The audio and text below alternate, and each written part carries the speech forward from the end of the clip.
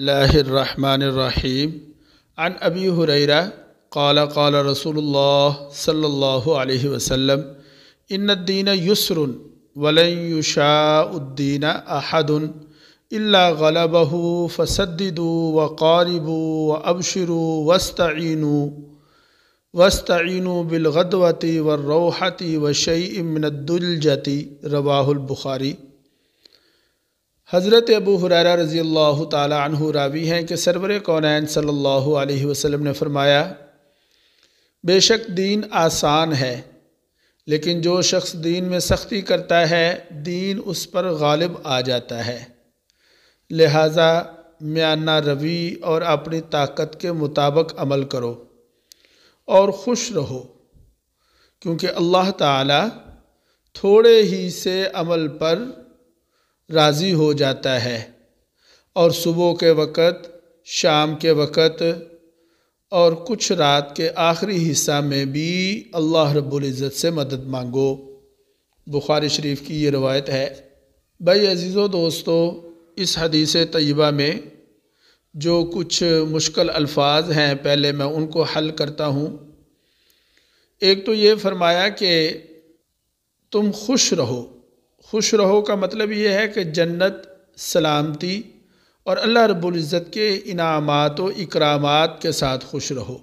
دوسرا یہاں پر لفظ استعمال ہوا قاربو، تو قاربو کا جو لفظ ہے اور اسی طرح لفظ استعمال ہوا سددو، یہ جو دونوں الفاظ ہیں ان دونوں کا اجتماعی مفہوم بنے گا میانہ روی۔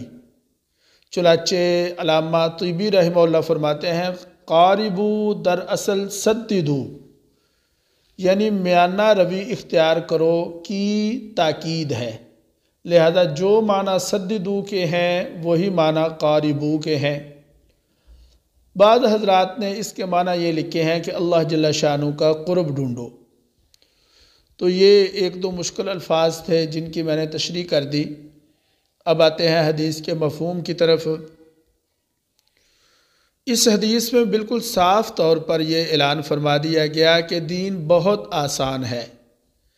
بھائی عزیز و دوستو، یہ دین انسانی مزاج اور فطرت کے عین مطابق ہے۔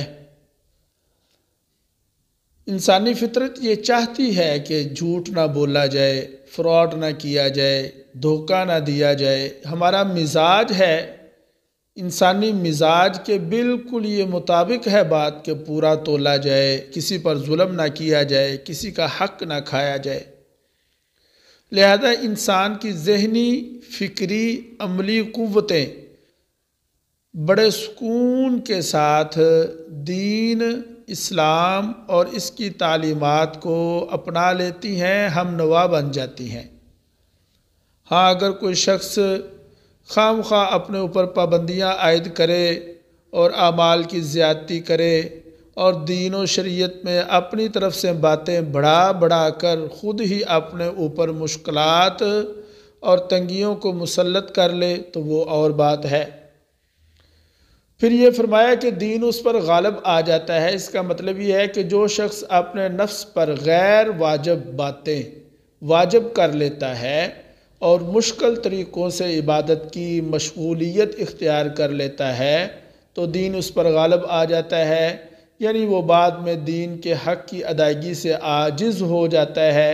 اس طرح وہ مغلوب اور دین غالب ہو جاتا ہے۔ تو بھائی عزیز و دوستو، دین آسان ہے، ہم اپنے عمل سے اسے سخت اور ہیبت ناک نہ بنائیں۔ یہاں پر یہ بات بھی سمجھ لیں کہ جیسا کہ پہلے گزشتہ درس میں بھی میں عرض کر چکا ہوں کہ کاہل لوگوں کی طرح، سست آدمیوں کی طرح نہ پڑے رہیں، پہلے اپنے آپ کو عادی بنائیں۔ اس لیے کہ مشاہدہ میں یہ بات آئی ہے کہ جو شخص کسی وقت میں 2 نفل بھی نہیں پڑھ سکتا، وہ جب اپنے آپ کو عادی بنا لیتا ہے تو پھر وہ 100 نفل پڑھ لیتا ہے۔ سیدنا عثمان رضی اللہ تعالی عنہ کے بارے میں منقول ہے کہ وتر کی 3 رکعتوں میں پورا قرآن پاک تلاوت فرما لیا کرتے تھے۔ تو وہ یہ کیسے ممکن تھا؟ ظاہر ہے انہوں نے اپنے آپ کو اس بات کا عادی بنایا ہوا تھا۔ تو میرے عزیز و دوستو، جب عادت بن جائے گی تو پھر بڑے سے بڑا عمل بھی آسان ہو جائے گا، مشکل نہیں ہوگا۔ اللہ تعالیٰ سے دعا ہے کہ اللہ تعالیٰ مجھ کو اور آپ کو کہے سنے پر عمل کی توفیق عطا فرمائے۔